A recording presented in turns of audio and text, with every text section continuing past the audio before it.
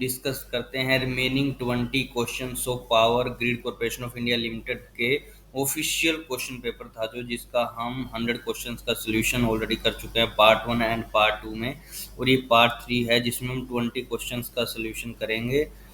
तो स्टार्ट करते हैं क्वेश्चन नंबर 101 से। The work done by starter in a DC motor is, जो वर्क डन होता है by starter in a DC motor is controlling starting current.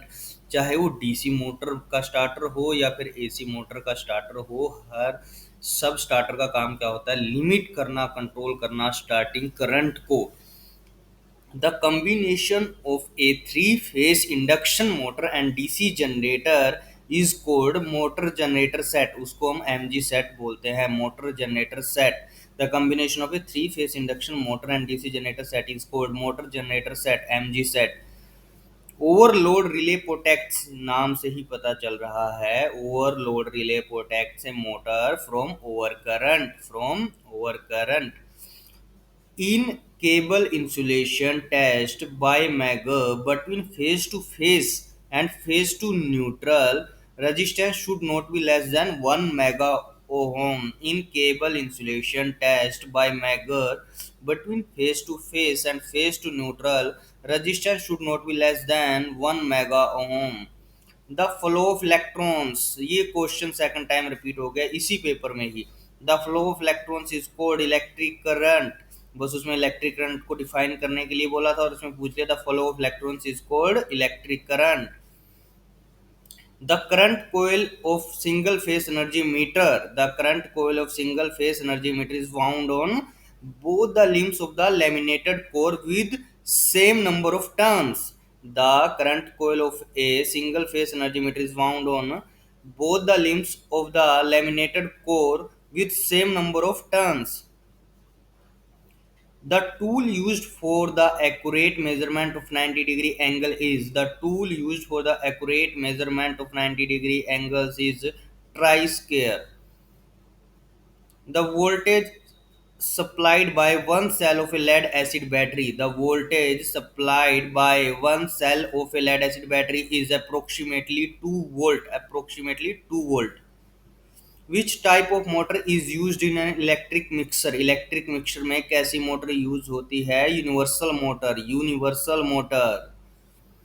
Which two major parts are found in any electrical machines? कोई भी electrical machines होगी उसमें कौन से दो पार्ट्स हैं जो आपको मिलेंगे? Stator and rotor, stator and rotor, stator and rotor, stator and rotor. और यदि यहाँ ट्रांसफॉर्मर होता है, इलेक्ट्रिकल मशीन सम मीन्स यहाँ पर मोटर और जनरेटर कंसीडर करके चल रहे हैं तो उसमें आपका रोटेटिंग पार्ट नहीं होता ट्रांसफॉर्मर में, तो उसके लिए ये मीन्स वो भी है तो इलेक्ट्रिकल मशीन सी, बट इसमें यहाँ ये आप मान के चल रहे हो कि या तो ये मोटर है या जनरेटर है। Which two major parts are found in an electrical machine? Stator and rotor.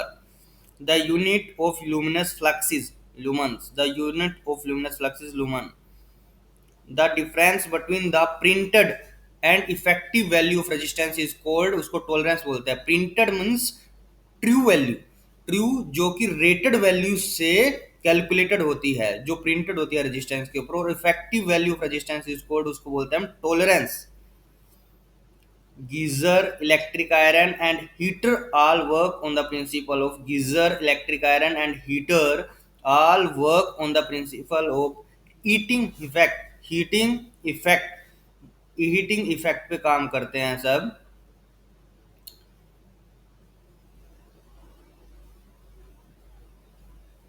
Which of the following is not a part of squirrel cage motor? Which of the following is not a part of squirrel cage induction motor? Carbon brushes, carbon brushes. Centrifugal switch is connected on, centrifugal switch is connected or is disconnect, sorry, centrifugal switch is disconnect on। centrifugal switch क्या करता है? आपका starting winding को disconnect कर देता है। आपका जब आप सिंगल फेस मोटर, मैंने सिंगल फेस मोटर आपको दिखाया था कि जब हम सिंगल फेस मोटर का सर्किट डायग्राम कैसे होता है, सपोज करो ये है,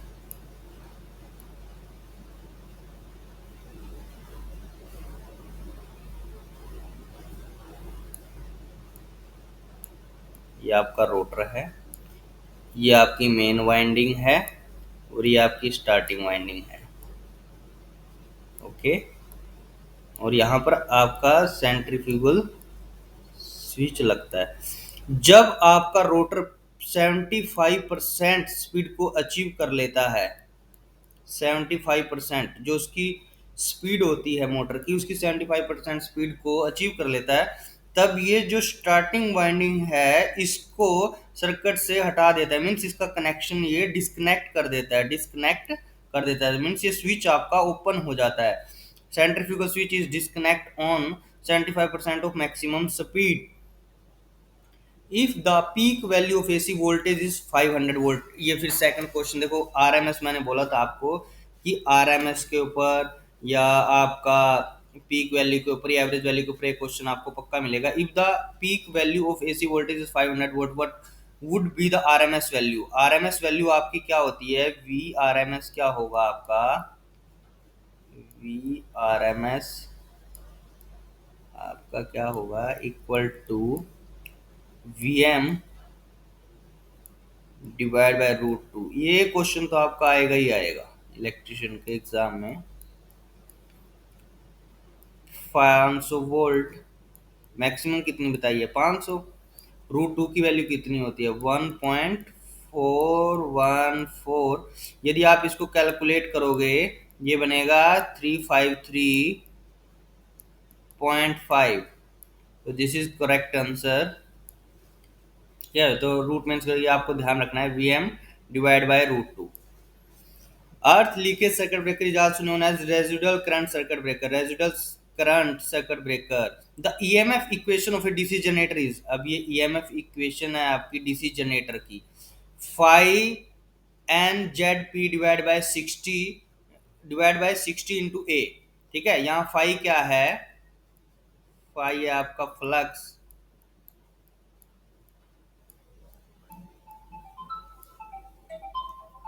phi है आपका फ्लक्स,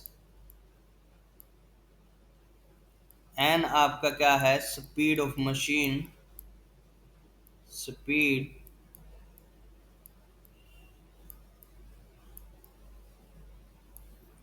जेड क्या है आपका, total number of conductors in armature, total number of conductors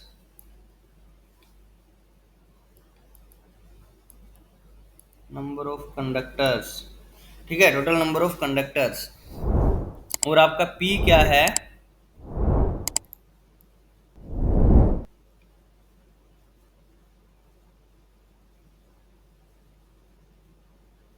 P है आपका नंबर ऑफ पोल्स,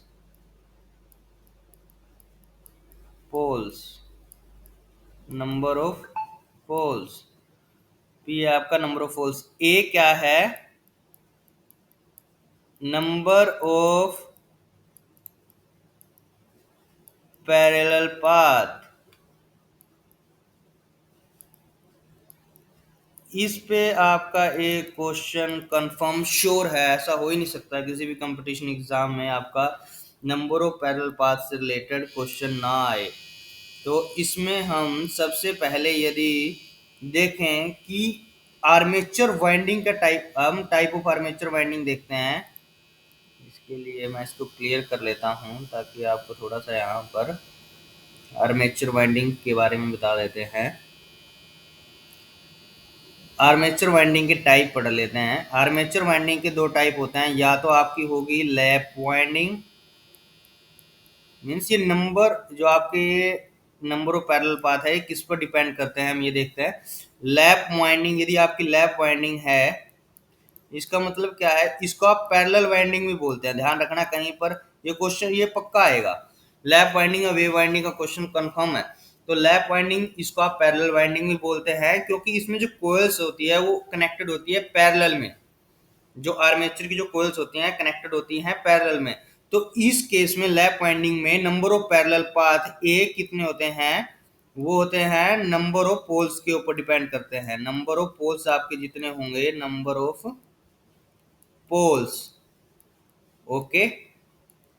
तो लैप वाइंडिंग का आपका एक तो यह है कि इसको आप पैरेलल वाइंडिंग भी बोलते हो, और number of parallel parallel path कितने होते हैं इसमें, equal to number of poles equal होते हैं।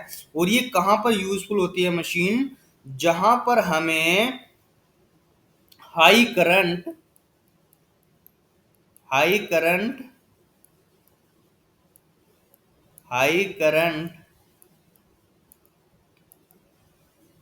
Low voltage low voltage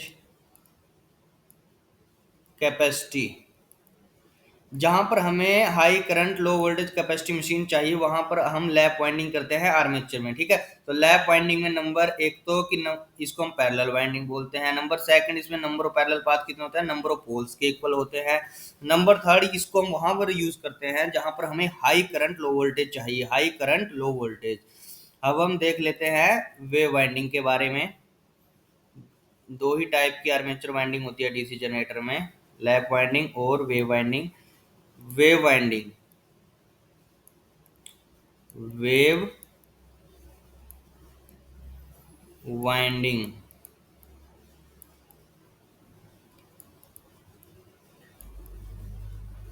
wave winding, ठीक है, इसमें इसको बोलते हो आप सीरीज वाइंडिंग भी बोलते हो। ठीक है, तो वेव वाइंडिंग आया या सीरीज वाइंडिंग आया, आर्मेचर की एक ही बात है, इसको सीरीज वाइंडिंग भी बोलते हैं, सीरीज वाइंडिंग। ठीक है, इसको सीरीज वाइंडिंग में बोलते हैं। सीरीज वाइंडिंग इसलिए बोलते हैं क्योंकि इसमें कोयल्स जो कनेक्टेड होती है आर्मेचर की आर कनेक्टेड इन सीरीज, इसलिए इसको सीरीज वाइंडिंग बोलते हैं। नंबर आता है फर्स्ट क्वेश्चन, इसको सीरीज वाइंडिंग बोलते हैं। Number second is number of parallel path इसमें कितने होते हैं, ऑलवेज टू रहेंगे। यदि वेव वाइंडिंग कहीं पे आ जाए, ये क्वेश्चन कई बार हर कंपटीशन एग्जाम में आता है कि वेव वाइंडिंग में नंबर ऑफ पैरेलल पाथ किसके इक्वल होता है, number of parallel path is equal to two. ठीक है, number of parallel path is equal to two. और ये मशीन कहां पर यूज होती है, ये मशीन यूज होती है जहां पर आपको लो करंट लो करंट हाई वोल्टेज चाहिए, जहां पर आपको लो करंट हाई वोल्टेज चाहिए, ये मशीन वहां पर यूज होती है। ठीक है, लो करंट हाई वोल्टेज। तो ये आपको तीन तीन इनके लैप वाइंडिंग और वेव वाइंडिंग के याद रखने हैं। ठीक है, और नेक्स्ट क्वेश्चन पर चलते हैं हम। Which of the below is correct as per Ohm's law. Ohm's law क्या कहता है आपका, V is equal to I R, ये आपको हमेशा याद रखना है। इससे रिलेटेड आपको एक क्वेश्चन कंफर्म मिलेगा, या तो आपको सपोज करो रेजिस्टेंस की वैल्यू दे देगा, तो करंट की वैल्यू दे देगा, वोल्टेज निकालने के लिए बोलेगा, या आपको वोल्टेज और करंट की वैल्यू दे देगा, रेजिस्टेंस निकालने के लिए बोलेगा।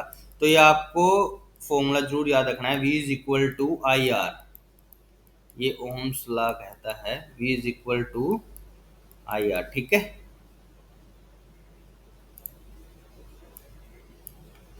V is equal to I R, okay. और इसमें यदि आपको सपोज करो रेजिस्टेंस निकालना हो, तो ये आपका मेनली क्वेश्चन यही आता है रेजिस्टेंस रिलेटेड, कि आपका इतनी वोल्टेज है, इतना करंट है, या सर्किट बना के दे देंगे कि आपको रेजिस्टेंस निकालना है, तो आपको ऐसे ड्राइव करना है, ये इसी से आएगा V is equal to I R से। ठीक है, इन वेव वाइंडिंग, लो ये क्वेश्चन यहीं पर रिपीट हो गया लेप और वेव वाइंडिंग का। In wave winding how many paths are parallel to a, तो कितने होंगे, ऑलवेज टू। वेव वाइंडिंग में कितने होते हैं, दो। वेव वाइंडिंग में नंबर ऑफ पैरेलल पाथ कितने होते हैं, टू। ओके, अभी 120 क्वेश्चन हो गए हैं। आप क्वेश्चंस का लेवल बहुत बढ़िया था, इसमें से आपको क्वेश्चन कंफर्म है मिलने, आप ये 120 क्वेश्चन तो बिल्कुल रट लो। इसमें से आपको एएलएम और एसए के एएलएम एसए और इलेक्ट्रिशियन का जो पेपर होगा अभी एक फर्स्ट या सेकंड जुलाई में, उसमें आपको 100% मिलने हैं क्वेश्चन। एंड यदि आपको यह वीडियो अच्छी लगी हो तो please like share and channel को सब्सक्राइब जरूर करें। और हम अब एक नया नेक्स्ट पेपर और सिलेक्ट करेंगे जिसमें क्वेश्चन अच्छे हों इलेक्ट्रिशियन से रिलेटेड। फर्स्ट और सेकंड जुलाई से पहले मैक्सिमम नंबर ऑफ क्वेश्चंस इसी चैनल पर कराने की कोशिश करेंगे, उनका कंप्लीट सोल्यूशन देंगे आपको इलेक्ट्रिकल टेक्निकल क्वेश्चंस का। एंड प्लीज़ चैनल को सब्सक्राइब करें। Thanks for watching this video.